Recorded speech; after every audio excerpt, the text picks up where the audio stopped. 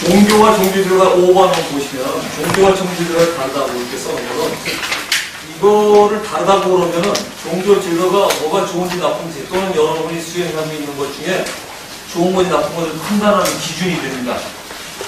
그러니까 종교는 뭐 다원주의 이렇게 얘기하는데 종교는 다원일 수는 없거든요. 최고의 원리는 이런 하나일 수밖에 없어요. 근데 그거를 다 찾아가는 방식, 제도는 굉장히 많이 있죠. 종교 제도는 다원하죠. 왜? 가르침의 방식과 수행 방식은 다양할 수 있죠. 그러나 가르침은 다를 수 없다. 최고에는 다를 수 없다. 그런데 종교와 종교 제도가 섞어 쓰다 보니까 이론 다원이라는 표현을 쓸 수밖에 없는데 이거 종교의 개념을 되살려야 되지 않나. 최고의 제1공리 하나에는 바뀜이 없다. 그래서 하나다. 자, 그러면 어떻게 바라볼 거냐? 조금 전에 궁극적인 진리를 가르친 거, 이 가르침이야말로 종교라면 이거를 제대로 전파하고 있는 단체들, 지금은 서로 바뀌었을지 몰라도 취지들은 예를 들어서 불교, 기독교와 이슬람이 원래는 같은 거 아시죠?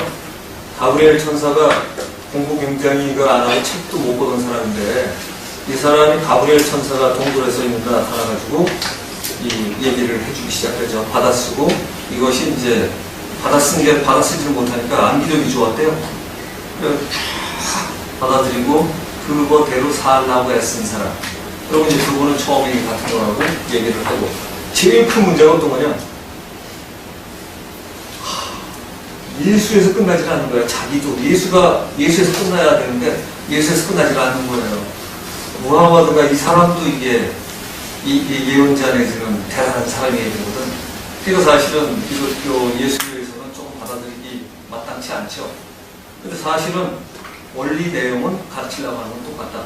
그러니까 내용에서 벗어나서 끌고 나가는 제도나 해나가는 민족 습관 같은 거는 크게 다른 거지 원래 내용은 똑같이 시작한 거다. 저는 원시교회 시작하듯이 처음에 교리를 중심으로 말씀드리는 겁니다.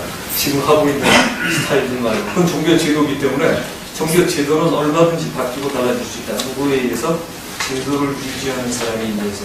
그때는 이미 여러분 아시다시피 조직학의 문제거든요. 이미. 그래서 그거는 좀 다르다.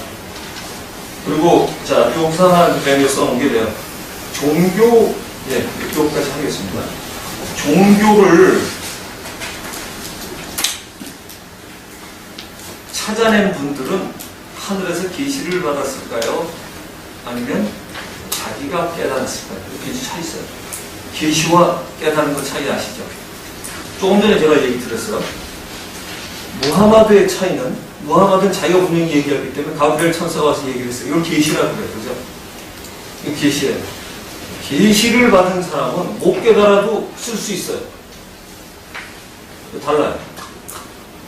깨달은 거는 석가 같은 경우 깨달았다고 그래요.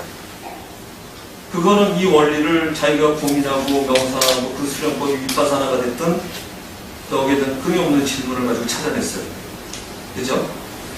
다르죠? 여러분은 계시를 받고 싶으세요? 깨닫고 싶으세요? 깨닫고 싶어요.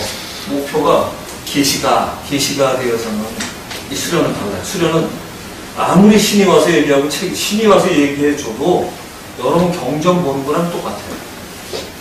제가 사실은요 처음에 뭐 좀 부끄럽지만 계시가 참 멋있어 보였어요. 가슴 계시를 받아보면 신이 나에게 소리를 들려주면 멋있지 않습니까? 그래서 제가 어느 날 연습을 이렇게 하다가 드디어 천서를 받는 법을 찾았어요. 저거 조금 해봤어요. 조금 써놓고 보니까 내가 그냥 경전이구나. 내가 경전을 보고 예를 들어서 이 석가나 예수나 이런 분들이 훌륭함을 못 남겨놨으면 모르지만 그걸 받아들여서 저걸 넘는 경전이 있을 수 있을까? 그건 전제가 하나부터요. 석가나 이런 분들이 가르친 게 궁극적인 진리에 도달할 거냐, 했을 거냐, 못 했을 거냐. 이분이 도달했으면 아무리 계시가 훌륭해도 더 이상 나올 수 있는 진리가 없어요. 그죠? 그죠? 그래서 내가 이걸 받아들인다고 했을 때, 제 생각에는 그때는 공부를 같이 하고 있을 때라, 이거 쓸데없는 짓이구나. 그래서 쳐서 받아 쓰는 걸 포기해버렸어요. 지금도 할 줄 알아요. 그런데 이미 원리를 알아서 한 건 안 잊어버려요. 의미가 별로 없어요. 왜? 내가 이해되지 않는 건 요즘에 시대가 좋아서 옛날 책을 못 본 사람은 계시록을 알아야 내용 들지 모르고 요즘 다 있거든요. 뭐 대장경서부터 보다 인쇄된 책들이 수도 없이 많지 않습니까?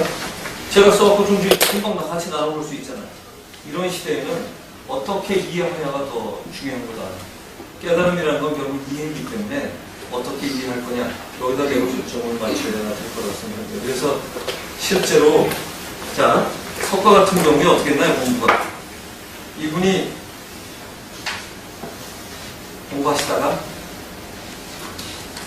세상 그래도 무술도 그때 이미 잘했다고 그러죠. 무술도 뭐 거의 당대 거의 최고였다고 그러죠. 뭐 완전 뼈가 근육이 거의 통근육이었어요. 통근육이었다는 얘기는 우리가 뭐 운동하는 사람들이 운동 결이 있죠. 결. 이 양반은 결이 똑같대요. 결이 똑같다는 얘기는 보통 치면 이런 식으로 쳐야 뭐 태권도라면 이런 식으로 딱 끌어치고 뭐 이렇게 되잖아요. 이 사람 이렇게 쳐도 여기 근육이 있는 거예요. 이렇게 쳐도 날아갈 수 있어요. 그 자연을 닮은 근육이라 엄청난 대단했대요. 그런데 이분이 거기서 이제 어느 날 떠나죠. 다 먹고 살만해서 그런지 잘 떠나요. 떠나가지고 공부 방식은 똑같죠.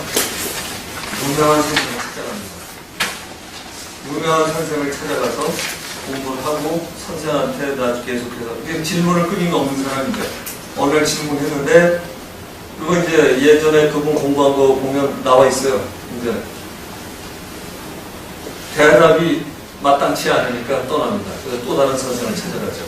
그 다음에 또 유명하고 그래서 거기서 공부를 하고 또 질문을 했는데 잘했다 하더니 그때 대답은 선생님 대답이 마음에 안 들어요.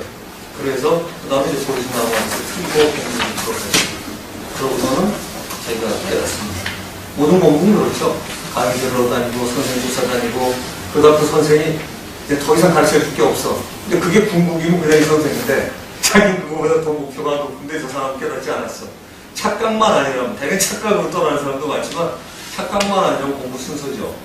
그죠? 그렇게 해서 석가는 진리를 깨닫게 되죠. 그리고 그걸로 자기가 행복을 찾았기 때문에 우리한테 전달한 거다.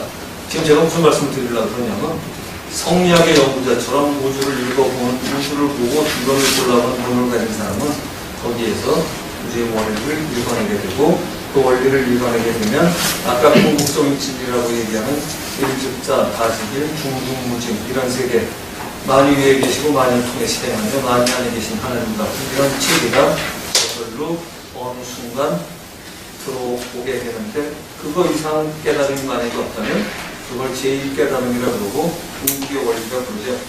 그럴 거라고 생각을 합니다.